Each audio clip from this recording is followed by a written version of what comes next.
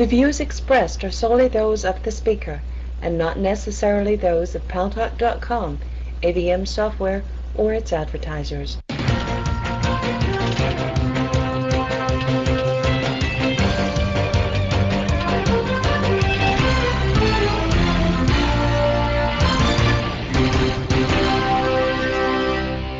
News Talk is online. News Talk Online is a production of Paltalk.com, the largest multimedia interactive program on the internet with more than 4 million unique users, on demand on iTunes and on YouTube, and now distributed by our very good friends at CRN Digital Talk Radio to cable systems, serving an additional 12 million households. I'm your host, Gary Baungarten. Well, before we get started today, I wanted to give you a programming note about some great programs that are going to occur right here on Paltalk later this evening. At 8 o'clock New York time, we will be presenting another edition of Friday Night Fights, and a huge upset occurred in the IFL this week, and we are going to have the fighter that defeated the reigning champion of the International Fight League. And then at 10 o'clock New York time,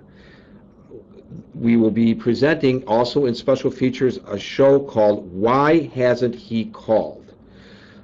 Basically, what is happening at 9:30 on the Lifetime Cable Network, there's a show called Matched in Manhattan, featuring, it's a reality television show featuring a real-life matchmaker. His name is Matt Titus. He was on this program along with his wife, Tamsin Fadal, a couple nights ago, and they will be having a show immediately following the program on Lifetime called Why Hasn't He Called, which happens to be the title of their book that is just going into publication now. And they will be here to talk about relations and answer all of your questions. It's a late night show, and so the content will be a little bit more adult in nature, and it should prove to be very interesting. So we want to see you all there at 10 o'clock New York time tonight. But for now, we have more weighty issues to discuss.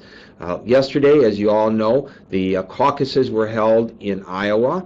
It wasn't a total surprise, but Mike Huckabee, the former governor of Arizona, was declared the winner on the GOP side of the caucuses.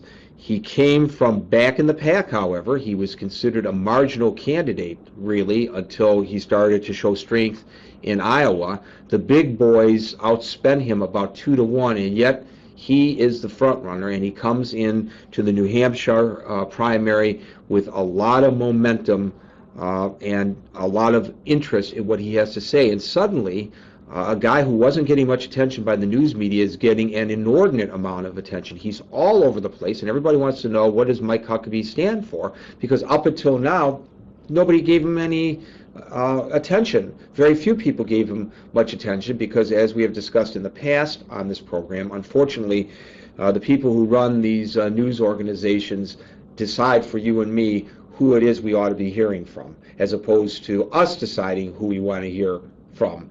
And that is why, in my opinion, the traditional media is in such shambles right now and in such trouble. And then, on the Democratic side, of course, for years now, the front runner, at least the perceived front runner among the Democrats, has always been Hillary Clinton. She was considered to be the anointed heir apparent on the Democratic side. We all know the stories about how they had a co-presidency, she and Bill Clinton, when he was in office, and that the deal was that after he left office, he would support her while she runs for president of the United States. And lo and behold, she comes in second to Obama. And that's got to be a shock, although probably their polling internally predicted that this would happen. But they've got to be very, very worried in the Clinton campaign. So here, to put all this into perspective, to tell us how important the relatively small state of Iowa is to the long-term prospects of who will be nominated by the Republicans and who will be nominated by the Democrats, and where we go from there, and who the media will now be covering and who the media will be ignoring, and how that affects our perceptions of the candidates. I welcome to News Talk Online on Paltalk Andrew Polsky. He's a presidential expert and a political science professor at Hunter College here in New York City. He is an expert in American politics, including political parties and interest groups, elections and campaigns, the presidency, the political role of business in the United States, and presidential leadership in wartime. Oh my goodness, you have all the credentials that we need for this particular election. Welcome to News Talk Online, Andrew Polsky on Paltalk.com. Thank you, Gary. I'm pleased to be with you and to have an opportunity to spend a good deal of time to go through the Iowa primary and talk about what it means. Iowa caucus, pardon me, and talk about what it means. Yeah, I make that mistake all the time too. I refer to it as a primary, and of course it is not. It is a caucus. But the intent is still the same. The intent is to determine who's gets the delegates represented, whose delegates will be represented or at the national conventions, although perhaps by the national conventions all this will be determined because of these super primaries. They're up in front of us. But obviously the reason the Iowa caucus was held first was to put an inordinate amount of emphasis on Iowa, which I don't know how many votes they have in the Electoral College, but it's not a significant state population-wise. So how does this change our perceptions of these races? Well, all right. We went into the campaign season, let's say 6 to 8 months ago. On the Democratic side, as you pointed out, Senator Clinton was perceived to be the front runner. On the Republican side, we had Mitt Romney and Rudolph Giuliani, both appearing to be the front runners. Today, Iowa is over. It now appears that there may be no clear front runner in either party, and certainly the status of the early front runners has been overturned. That's not particularly unusual. Iowa has not been kind to front runners in the past. On the other hand, Iowa is also not a very good predictor of what's going to happen in the future.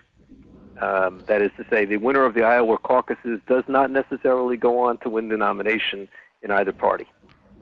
Well, clearly the candidates are aware of this, and it's a calculated strategic decision that they make because they have finite numbers of campaign dollars, especially this early in the campaign. As the others fall by the wayside, and if you're still one of the last men or woman remain standing, then you can get additional campaign contributions, I would suspect. Right. But in the case of Rudy Giuliani, for example, who you just mentioned, who was a perceived front runner up until Iowa, he basically sat the Iowa caucus out. He made a decision to not campaign in Iowa and to get a head start in the campaigning in New Hampshire. So it's not really a fair barometer, is it, of where he stands now as compared to where he stood before the caucus yesterday? Well, if we take Giuliani for a moment, his campaign has made an unusual strategic calculation.